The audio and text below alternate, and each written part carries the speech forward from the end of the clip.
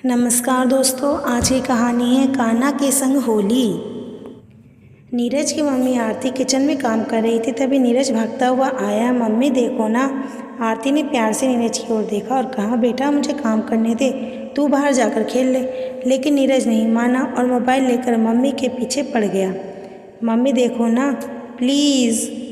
आरती ने बेटे के हाथ में मोबाइल देखकर कहा, तुझे कई बार मना किया है ना मोबाइल पर रील्स देखने के लिए।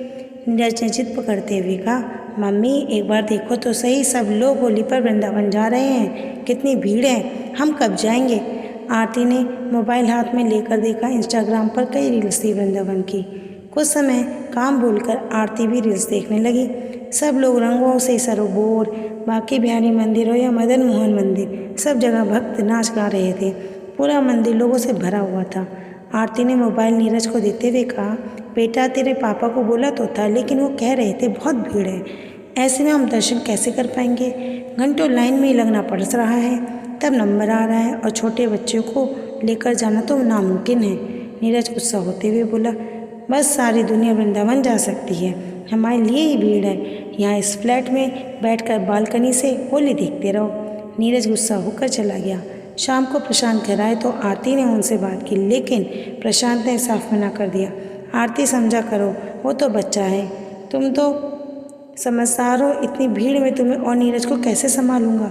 यह सुनकर आरती ने कहा, अब बच्चा इतनी जिद कर रहा है तो एक काम करते हैं, वृंदावन चलते हैं, कोशिश करेंगे, अगर दर्शन नहीं कर पाए तो बाहर से ही प्रणाम करके वापस आ जाएंगे, बच्चे का मन बहल जाएगा। प्रशांत ने कहा, ठीक है, लेकिन वहाँ जाकर जिद मत अड़ जाना कि लाइन में लगना ही है। घंटों नीरज को गोद में लेकर खड़े रहना मुझसे नहीं हो पाएगा। होली से 2 दिन पहले प्रशांत नीरज और आरती को लेकर वृंदावन के लिए निकल जाते हैं। तभी आरती कहती है, अपनी गाड़ी से नहीं जाएंगे, पता नहीं वहाँ पार्किंग की जगह मिले भी या नहीं, और फिर गाड़ी में पूरा रंग लग जाएगा। प्रशांत जी को बात समझ आ जाती है। तीनों मथुरा के लिए रोडवेज की बस पकड़ लेते हैं। मथुरा से वृंदावन जाने के लिए ऑटो लेकर वृंदावन पहुँच जाते हैं, लेकिन वहाँ पहुँचकर जब भीड़ देखते हैं तो उनके हाथ पांव फूल जाते हैं। इतनी भीड़, श्री बांके बिहारी मंदिर पहुँचना तो दूर, उनकी आसपास की गलियों में पहुँचना भी नामुमकिन हो जाता है। सैकड़ों लोगों की भीड़ से गलियाँ पटी पड़ी थी। इस भीड़ को देखकर आरती ने कहा, अब क्या होगा, यहाँ तो मंदिर तक पहुँचना मुश्किल है। प्रशांत जी ने कहा, मैंने तो पहले ही कहा था, होली पर आने का कोई फ़ायदा नहीं है। नीरज ने पापा से कहा, पापा आप लाइन में तो लगो, कान्हा जी अंदर से बुला लेंगे। नीरज की बात सुनकर प्रशांत ने कहा, बेटा मैं लाइन में नहीं लग सकता।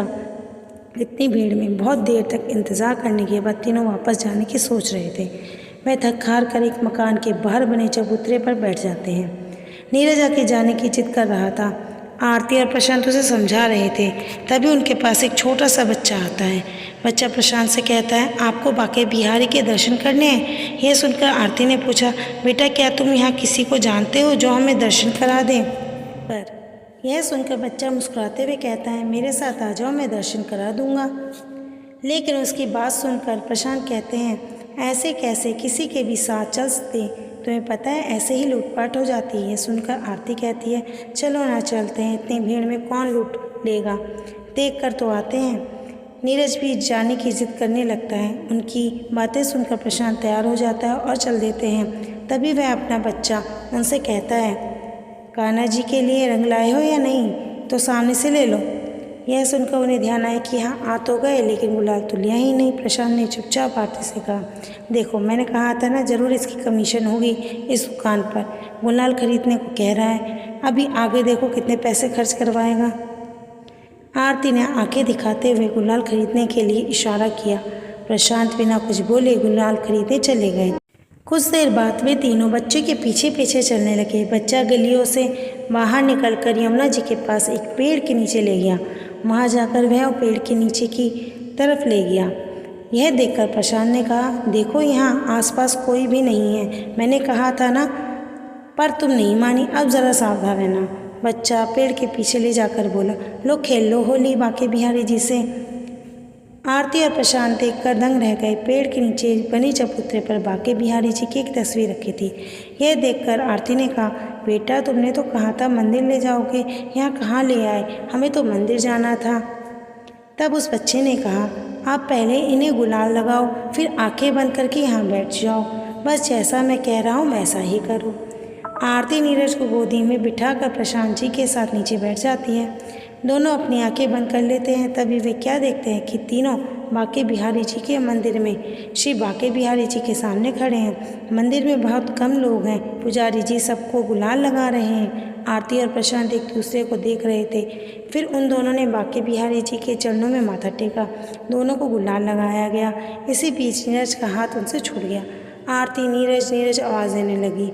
तभी दोनों की आंखें खुल गई। उन्होंने देखा उनके चेहरे पर वही गुलाल लग रहा था। पास ही नीरज खड़ा था। वह पूरा रंगों से सराबोर था। आरती ने जल्दी से उसे गोद में उठा लिया और पूछा, बेटा तुम्हें यह रंग किसने लगाया?